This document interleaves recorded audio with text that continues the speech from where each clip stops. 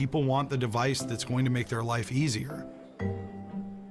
And security, for the most part, is taken as a granted. People just naturally assume that due diligence has been paid, where rarely is that the case.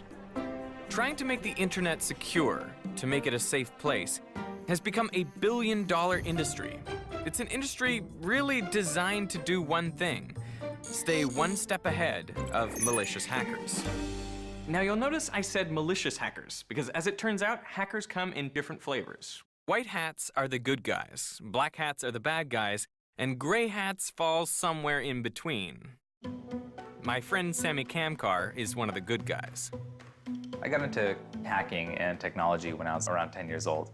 I got my first computer, and my mom spent everything she had to get me this computer. And the first day I got it, I set up the internet. And one of the best days of my life, I went online and I started searching for the X-Files, one of the best shows. And I found a chat room where I could chat with people about the X-Files. I go into this chat room, and immediately someone told me, "Get out." And I'm like, "What? Why would I get out?" I said, "No." He said, "You have 10 seconds to get out." I said, "Okay," random person on the internet, stayed in the chat room, and 10 seconds later, my computer crashed. I got a blue screen, I had no idea what happened. My mom spent all her money on this computer, and I just freaked out. I was scared that the computer was destroyed, but simultaneously thought that was the coolest thing ever. How do I do that?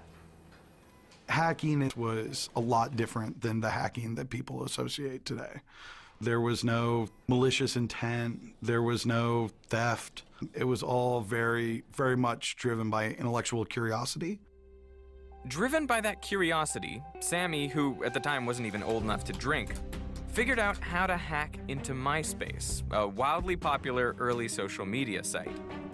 When he was done, everyone who visited his MySpace page ended up with the phrase, "Sammy is my hero," on their MySpace page. Essentially, I had created a worm or virus, and there was no way to stop it. Sammy's curiosity infected more than 1 million MySpace users, forcing MySpace to take their entire site down within 24 hours. MySpace didn't come after me, but it was the government. It was the LADA that came after me for writing a virus. Ultimately, I took a plea agreement where I couldn't touch a computer for 3 years of my life. Now Sammy makes a living looking for vulnerabilities in online-enabled products like refrigerators, cars, and baby monitors. Everything we have has technology, whether it's your garage or car or door lock even. So I want to see what's a way that this system is supposed to work and what's a way that you wouldn't necessarily want it to work.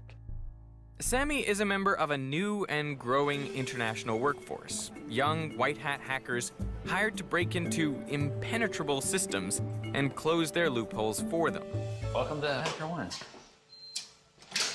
Is that secure? I hope so.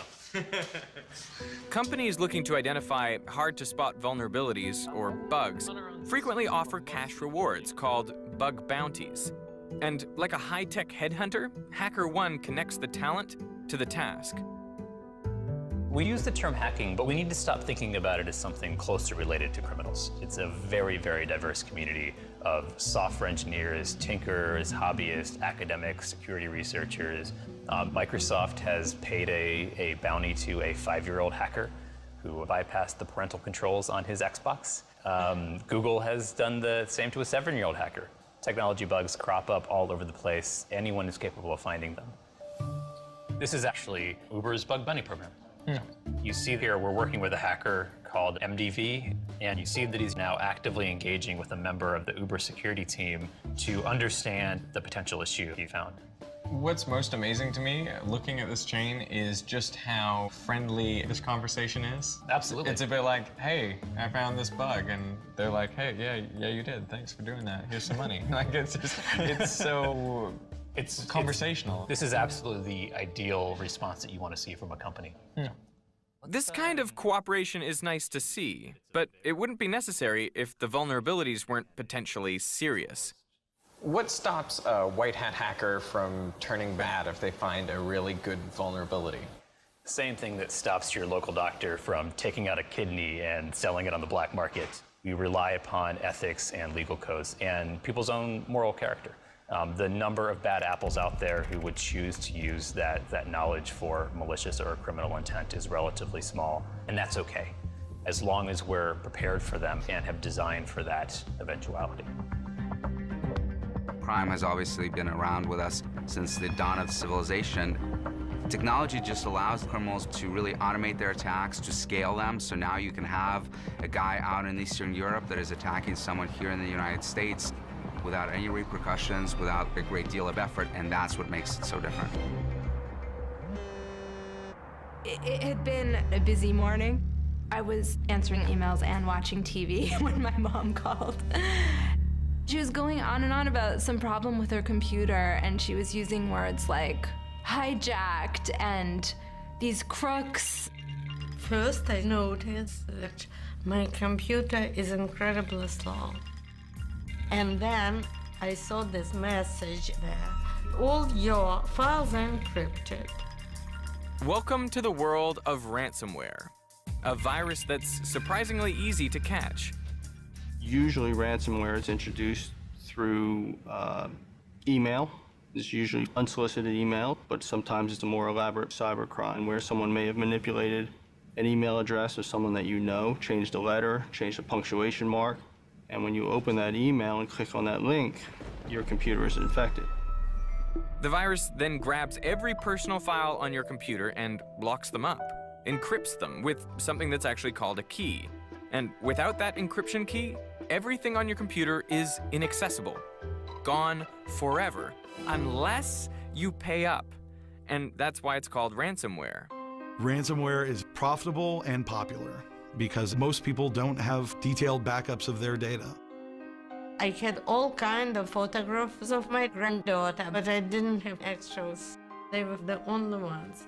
But anyway, it shows your clock, and it says you have to pay in 7 days, and they wanted $500. And I said, it's Russia or Ukraine. I absolutely knew it. That's how I knew you have no choice. It's been incredible to watch how many people are falling prey to this and how many of them are actually paying these ransoms.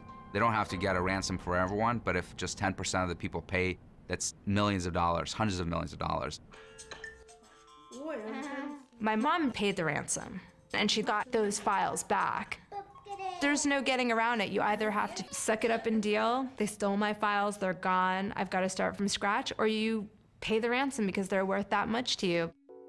Ransomware has become a thriving international criminal enterprise. In the first 3 months of 2016, private individuals, government agencies, police departments, and hospitals paid more than $209 million just to get access to their own files. And when serious amounts of money are involved, so is the Secret Service. Good afternoon, everybody. Let's get started. What do we have in town this week? Former President Clinton is in town at 50. The Secret Service has a duly integrated mission. It is best known for its protection of the President of the United States and its nation's highest elected officials. On the other side of the coin is the Secret Service's investigative mission. By statutory authority, we investigate financial crimes and use of computers to target our nation's financial infrastructure and financial markets. Good morning. Today we're going to execute an arrest warrant in Operation Lunar Eclipse. We have credible information about a suspect who's been located in Lower Manhattan.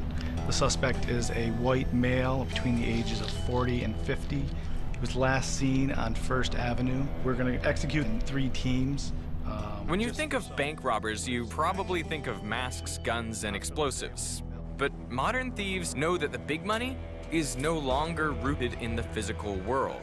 One of the largest bank heists in history was a cybercrime. In 2013, high-end hackers stole $40 million from thousands of ATMs around the world, all in just a few hours.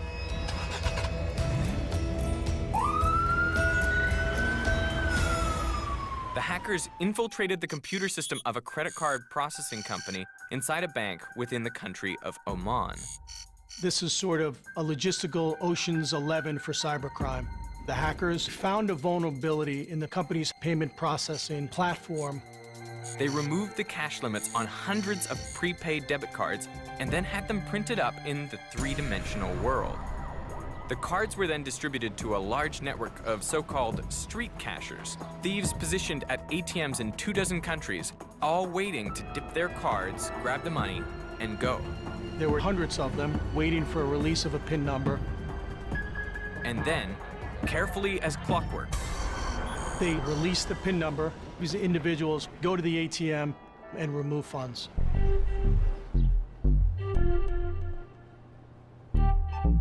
This was a very large pyramid where you had the hackers at the top of the pyramid, you had managers, you had field operatives, and finally you had that simultaneous cash out, 25 countries on 5 continents, and the cashing out of over $45 million within 12 hours. the internet made this crime possible. But remember, not all cybercriminals are masterminds. There were 2 individuals who were brazen enough to post on their social media accounts that they had, in fact, stolen a large amount of money, and they proceeded to do a selfie holding a pile of cash. And that was one of the methods utilized to effect arrests in this case.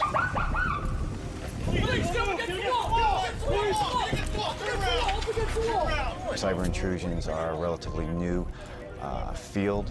Probably over the last 5 to 7 years, it's really taken off, and it's usually international in scope. It can be emanating from Canada, be coming from Eastern Europe, Finland, Russia, Australia, and everybody is using the same tool, and that is the internet. 2015 was a banner year for international cybercrime, costing about $400 billion worldwide. But not all cybercriminals are in it for the money. Take the famous hack of Sony Pictures, for example, believed to be the work of the North Korean government. North Korea? Yes. It's a devastating hack, crippling one of the world's most powerful entertainment studios. Nobody's quite sure why the North Koreans leaked thousands of embarrassing corporate emails, employees' social security numbers, and even unreleased movies. Fury and the remake of Annie were posted on illicit websites. Why did North Korea state actor go after Sony? I don't think it was because they want to enter into the movie business. One theory is that they were responding to a Sony film, The Interview, a comedy that portrayed the assassination of their dear leader, President Kim Jong-un. Think about that for a second. That means that a country attacked a company. That's pretty crazy. The North Korean regime has called the movie terrorism, an act of war, a moral attack on its leadership. They thought it was a direct attack upon the North Korean regime. They didn't like the movie. They didn't like what it said. Did you just say dong? The film was crude, but the cyber attack was sophisticated. They specifically targeted IT administrators and stole their credentials. So they actually had administrator-level privileges on the network to deploy their malware to every single system. To me, it was an incredibly important moment for the United States because it wasn't just an attack on the company and its employees. They actually issued threats to movie theaters across this country. People were suddenly afraid. That, to me, is terrorism, and that comes with some pretty serious consequences.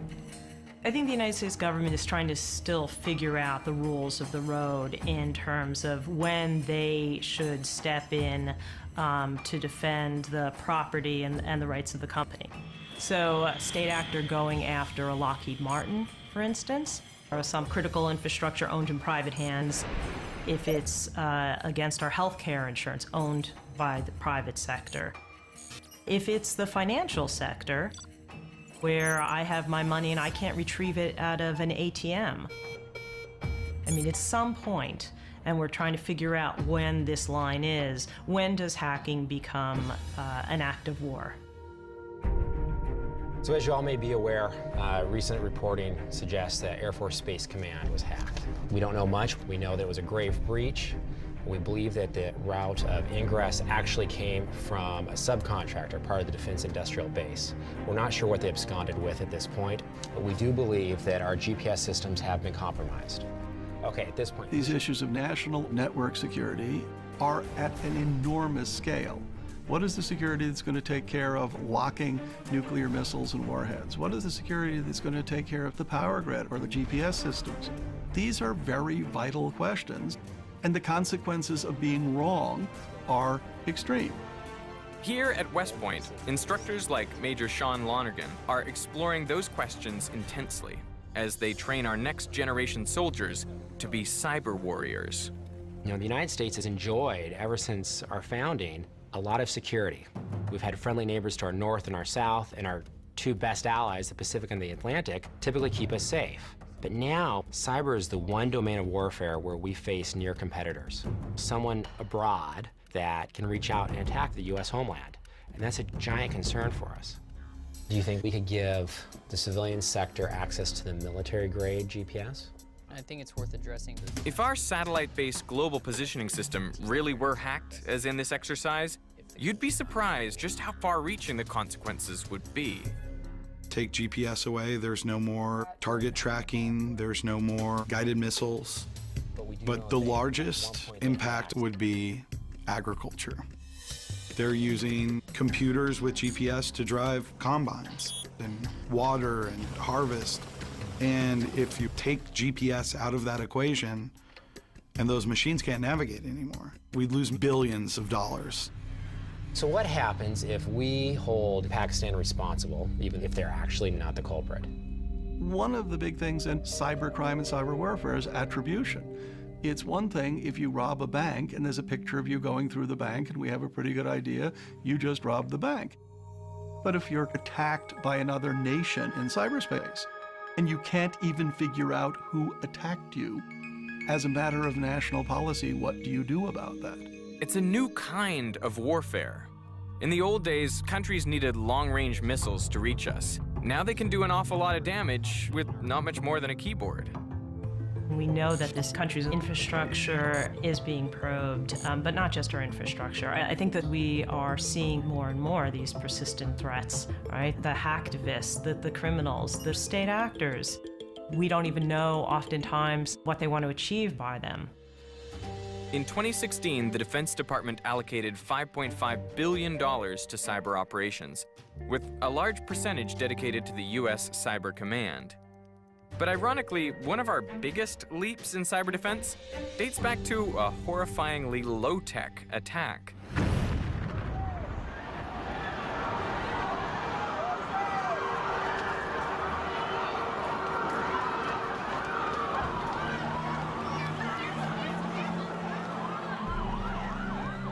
There are good reasons for having a strong intelligence collection capability within any country, right? You want to be able to hunt down people who are actually suspected of serious wrongdoing, who are buying bomb-making materials, who are trying to launch nuclear programs, things that are very destabilizing and dangerous on a mass scale.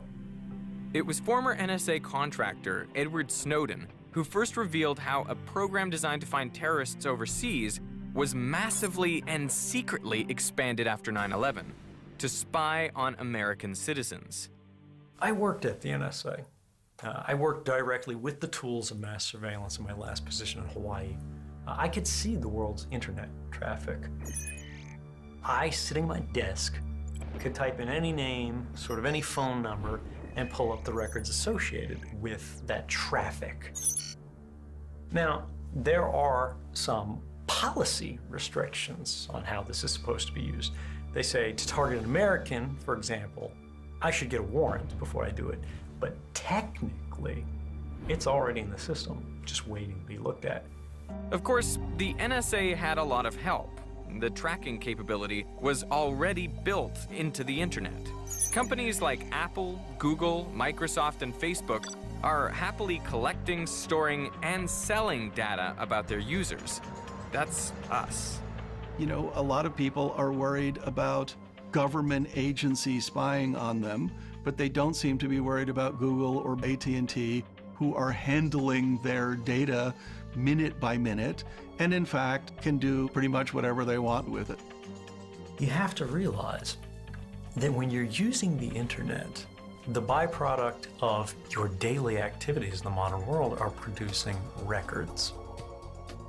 And when you connect Google, when you connect Facebook, when you connect government, when you connect health insurance, when you connect your purchase records on Amazon.com, they comprise perfect records of private lives in a way that's never existed previously in the history of the world. What it's really opened is a culture of routine surveillance. But by having it creep up on us and by having it be the consumer bargain, we end up responding with a shrug. Hey, Facebook's listening to us too. Maybe Apple's listening to me through my iPhone right now. I simply expect to be listened to. We've all become like tag bears. We put the radio collar on ourselves. It's called a smartphone. You know, this tracks us as efficiently as any radio collar you could wear around your neck. So we're unwitting co-conspirators in our own loss of privacy. Lots of companies have figured out how to make money from all the data we've given up about ourselves. Our habits, what we're interested in, personal information that's valuable to advertisers. One company has figured out that there's some very personal information yet to be mined and monetized. Hello. Hey, how's it going? Derek. Me too. It's a good name. Yeah. So, can I get a badge from you? Sure. What do you call this? This is called the sociometric badge. It's like your company ID badge with embedded sensors in it, and it allows us to monitor how everybody interacts with each other throughout an organization. Humanize is a Boston-based startup that's taken tracking technology to a new level and to a new location, the workplace. Really, we're collecting all the data that matters around human interaction.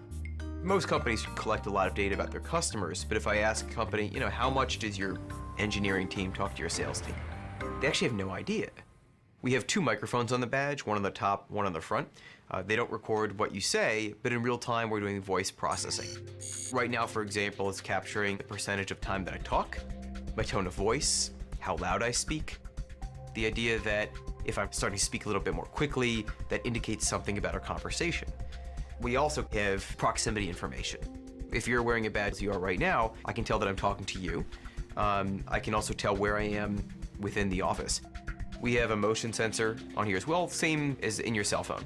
But really the idea is to figure out if I have 2 teams, for example, that need to talk a lot to each other, where does that happen? And how can I use that to change the way that people collaborate? The badge captures some 4 gigabytes of data about its wearer each day. And when corporations sign up with Humanize, they're buying the ability to monitor their employees to a stunningly detailed degree. All right, so these are 2 different posture sensors, and we've got some very interesting things right here. What were you doing around 3:24 to like 3:30? I was possibly sitting in a chair and reading something from my phone. Okay, so essentially we can see that there's clearly this 10-minute period of time where you're in your own world there.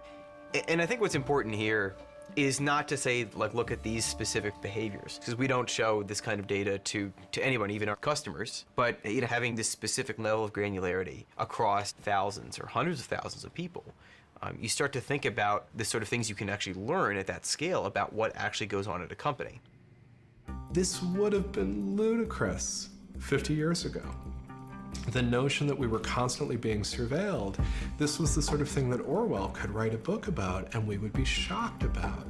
Humanize analyzes the cumulative information of their clients' entire workforce so they can see the big picture. But the data they collect is so specific, so individual and personal, it's a little tough to get used to. Do you think in 3 to 4 years you expect all ID badges to be like this? Oh yeah, no, I expect, I think in 3 to 4 years, the majority of ID badges will have these sensors. But the question is what you do with the data. Humanize insists that the employee data they collect must remain anonymous. But it does make you think about the capability of this technology. I mean, the key is trust. Do you trust your employer not to spy on you? Because they certainly can if they want to. In the US, at least, employers can read your emails, log your keystrokes, film you on closed-circuit TV, or even your webcam. For now, most employees are just going along with it, but some are pushing back. I was district sales manager for Intermex. It's a company that does wire transfers between the States and South America. My territory included from Central California all the way to the coast of California, and then all the way up to Santa Cruz. So it's quite a bit to cover. The company wanted to implement a new program where they had an app downloaded onto the iPhones, and this app was supposed to track everywhere we were at to the very smallest detail. Using her iPhone's built-in GPS, the app tracked Myrna wherever she went and kept track of how long she stayed in one place.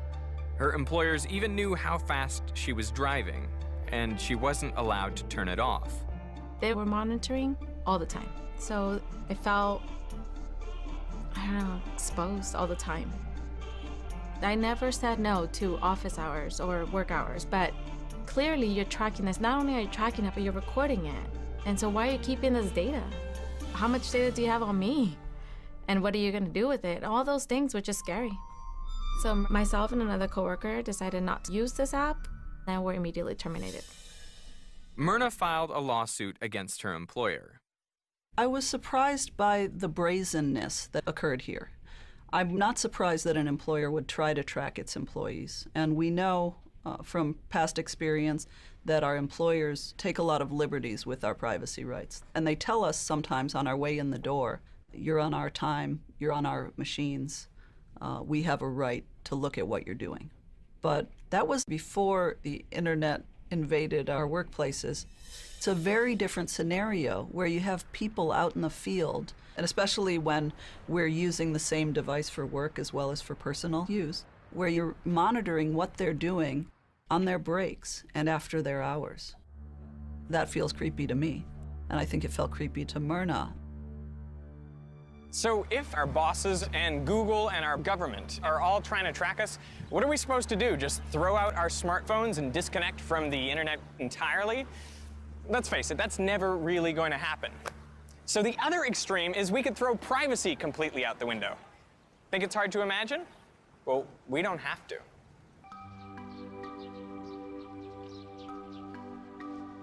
Welcome to Songdo, South Korea. Its developers call it a city of the future.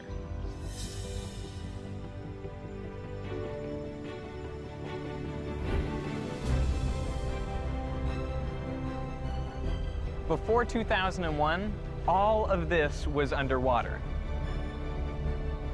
To build Songdo, the planners first had to reclaim 1,500 acres from the Yellow Sea. If you were expecting flying autonomous cars and moving roadways, well, you won't find them here. What you will find is the country's tallest skyscraper, longest bridge, and most importantly, interconnectivity. Because Songdo was built literally from the ground up to be a smart city. Because it was built from scratch, it was easy to integrate a network of sensors throughout the city. And it's just as easy to forget that in Songdo, you're being watched. This is the Integrated Operations Center. Here, operators can monitor all the vital functions of the city. Everything from traffic, weather conditions, public transit and emergency response, to billboards, energy usage, and even waste disposal. This room is the city's brain. Traffic isn't just monitored from here, it's actually controlled. Operators can control the timing of the lights and use signage to reroute the flow of traffic. The system has a database for every license plate in the country. It knows every car in Songdo. Security cameras throughout the city act like an omnipresent police force, watching for and reporting suspicious activity in real time. Brian Bailey is a product manager at Samsung Biologistics. He moved his family to Songdo back in 2014. We've lived several places. Songdo is the safest city that we have ever lived in. We feel extremely safe with our children, letting them go around the city without supervision and not have to worry about their safety. There are clear advantages to living in a city of the future. The internet is everywhere, so anywhere you go, You can get very good Wi-Fi signal. The buses have it, the subways have it, all the coffee shops and restaurants and stores have it. So being able to access the internet is very, very convenient here. But in Songdo, privacy is pretty much non-existent. You can't do anything without being on camera here. I've heard that in that center, they can put like a little dot on you on the camera and they can follow you back for hours throughout Songdo. For real, they can follow you around for hours. They can just, with facial recognition software, figure out where you are. And how do you feel about that? We just feel spied everywhere we go. You feel spied on? Yeah. Just, I'm walking down the street, there are eyes everywhere. You can't get away with anything. No, not anymore. 카메라를 설치를 할 때는 왜냐면 자기 사생활이 노출된다는 그런 생각에 많이 반대를 하는데 사고가 한 번 나면은 그게 완전히 바뀌는 거죠. 내가 사는 근처에 없다. 내가 사는 근처에 설치해 달라. When you're in Songdo, do you ever think about the cameras that are filming you? 눈보다 위에 있기 때문에 의식을 별로 안 하죠. 제가 재진 게 없는데 굳이 카메라를 의식할 필요가 없죠. Saying that you don't care about privacy because you've got nothing to hide is no different than saying you don't care about freedom of speech because you've got nothing to say. That's a fundamental misunderstanding of the nature of rights and what privacy really is, what it's for. Privacy isn't about having something to hide. Privacy is about having something to protect. And that's a free and open society. That thing is liberty. One thing we learned from Edward Snowden is that our government has a rapacious appetite for data, including data about American citizens. And that's the United States, which is a sophisticated democracy. People around the world have even less protection than that from their governments. So what can happen if you forget that the little phone in your pocket is also a tracking device? In 2014, protesters in Kiev found out. After a clash with police, demonstrators in the area received an ominous text message. Dear subscriber, you have been registered as a participant in a mass disturbance. So, cell phones and surveillance cameras are clearly to be avoided if you don't want to be tracked. But is there a way to avoid being tracked if you're on the internet? Turns out there's a neat tool designed to do just that. It's a special kind of browser called Tor. Assuming someone doesn't know, what is Tor? It's a solution to a problem that a lot of people don't know that they have on the internet. I was actually checking out the New York Times earlier. So this is all of the stuff that has been loaded. It's gone to somewhere called z.motads.com, somebody called imrworldwide.com, somebody called clicktail.net. All of these people are getting a piece of my data. All of these people are tracking me. There's a lot of money in tracking regular people's web browsing, and this is not really much regulated in the US. So how does Tor solve this problem? Well, Tor uses a technology called onion routing, where you bounce the traffic around through several different relay computers operated by volunteers all around the world. Tor gets its name, the onion router, because it creates a number of layers between you and prying eyes that conceal your identity. That's my computer in the center there. When I click on a link, my request travels from my machine to volunteer number 1's machine, somewhere else in the world. He automatically sends the request to volunteer number 2, who can't see me. And then her machine sends the request to the site I was trying to reach. But that site and its tracking software can only see her. They certainly can't see me. I mean, it's all that complexity which actually protects your privacy. Over here, we can go to New York Times, and we can see over here that our traffic has been relayed through one relay in Germany, one relay in France, another relay in France, and then right out to the internet. So now none of those websites are getting your information. Right. Instead, they're getting information about the last relay site. Yes. So what kind of people are using Tor? Well, we've got human rights volunteers and activists in different countries. We have victims of domestic abuse who are trying to achieve some amount of personal communication security. We've got regular people who don't want to be surveilled by different governments or by advertisers, and crazy privacy advocates like me who really like the idea of not sharing more about ourselves than we have to. Tor underscores the nature of this conflict our society is having right now, because you have to remember Tor was funded by the government. The Navy underwrote the development of Tor because they realized that spies needed to communicate safely too, and that they were at risk. But there's a lot of people in the world where they are under repressive governments, where they are trying to make social change that may be unpopular. I want those people to have the privacy they need to do the work that they do. Now, by the way, the follow-up to this is, don't the terrorists use this? And the answer is, yeah, they do. But so do the activists. The security of devices, whether it's your computer, whether it's your phone, whether it's your washing machine, is a binary state, meaning there are only two possible choices. It's either secure or it's not.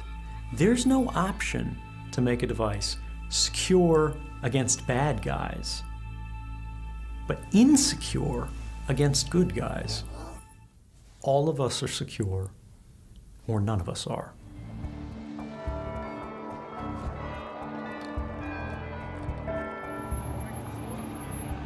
So here we are, at the crossroads of internet security and freedom. We don't mind Google tracking us, but we don't want our government doing it. And we know the internet can be hacked, but that doesn't concern us enough to stop using it. In fact, we can't stop using it. We're dependent on it, addicted to it. Our finances, relationships, our work, basically our whole lives are online. But our virtual lives don't really live in the clouds or in cyberspace. They live inside brick-and-mortar buildings, like this one in Lower Manhattan. And once you see the miles and miles of cable and all the infrastructural hardware that our online lives have to travel through, the internet seems less magical, more physical, and possibly more vulnerable. When I look at the internet, I often like to stop chasing bits and instead plant your feet in a single spot and think about all the communications that are passing that spot. It's interesting, I mean, 60 Hudson Street in New York is one of the most important internet buildings in the world, and it's a single building. And so I can send a text message to Helsinki this afternoon, and with a little bit of work and the right tools, say, okay, it went through this building, and this building, and across this cable. And then, of course, once you understand the path it took, you recognize that that was a real physical path that went through real places on the map. There are only 12 internet exchange points in the world as large as this one, but there are hundreds of smaller ones distributed across the globe. And according to the designers of the internet, that distribution makes it safe, or at least safer. It has billions of pieces to it, each one of which is independently operating. And so there isn't any master switch that turns this stuff off. And that's a good thing. It makes it resilient. It means that nobody can threaten successfully to turn it all off, because they can't. My handle is Mudge. I and the 6 individuals seated before you make up the hacker group known as The Loft. Back in the 90s, there was a security researcher, Mudge, who testified to Congress that he could take down the internet in 30 minutes. The last time I talked to him, I think he said it's, an hour now. The internet's absolutely at risk. However, the internet heals. The internet is no longer a thing, right? It's a combination of millions of things. So if you were able to coordinate an attack against those systems, you can impact it. You could definitely break it for a bit, but you're never gonna kill it. Nature might have something to say about that. Solar radiation can cripple electronic devices, and in 1859, a solar superstorm bombarded the Earth and played havoc with the 19th century's internet, the telegraph network. Solar storms occur all the time, but this one, known as the Carrington event, made history. Showers of sparks spewed out of telegraph machines and messages burst into flames. We had solar near misses in 2012, 13, and 14, so scientists feel that a second Carrington event is really only a matter of time. Only today, our electronic dependence is thousands, maybe millions of times greater. And at the center of all that is the internet. So what would really happen if it all suddenly went down? It's 5 a.m. in New York City, and for the past hour, night owls have been noticing that Google is down. By roughly 6:30, Amazon, the New York Times, and ESPN.com are dead. Facebook goes down an hour later. By 8 a.m., the trains in New Delhi have all stopped, and air traffic control from Norway to the Mediterranean has been taken out, leaving hundreds of flights. At 10:53 a.m., every traffic light in Manhattan turns green. London reports that the medical records in 160 hospitals have been deleted. Customers whose last name begins with the letter M suddenly notice that their bank accounts have been wiped clean across 12 different banks. By 4 p.m., China has denied involvement, as has Pakistan. Iran was in the midst of denying it when suddenly the diplomatic phone lines went dead. At 7:22 p.m. Eastern Time, the lights in North America go out, and they're not coming back on. No electricity, no subways, no water. On the roads, mass gridlock, the lines stretching for miles. If the internet were taken out, and there are ways that could happen, bizarre ways, but there are ways that it could happen. Our financial systems would collapse. Our transportation systems would collapse. The power system, the water systems, the natural gas lines, the telecommunication systems. I mean, how do you think a city like New York City would be after not having power for 6 months? Which also means it doesn't have police communications, and it doesn't have fire support, and it doesn't have water. How would people survive? How many of us can make a fire with no matches? I can. I don't know my children's phone numbers, right? I mean, that's crazy, but my iPhone knows my children's phone numbers. You know, when I was growing up, we all knew, 20 phone numbers of our friends and parents and relatives.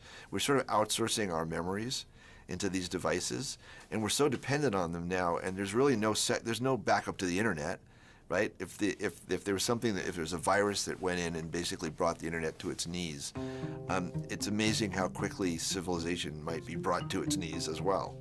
The good news is there's survivorlibrary.com. It's an online library that covers everything we need to know to survive, from embalming to wagon building. It's a survivalist stream, only instead of guns and canned goods, it's a stockpile of knowledge.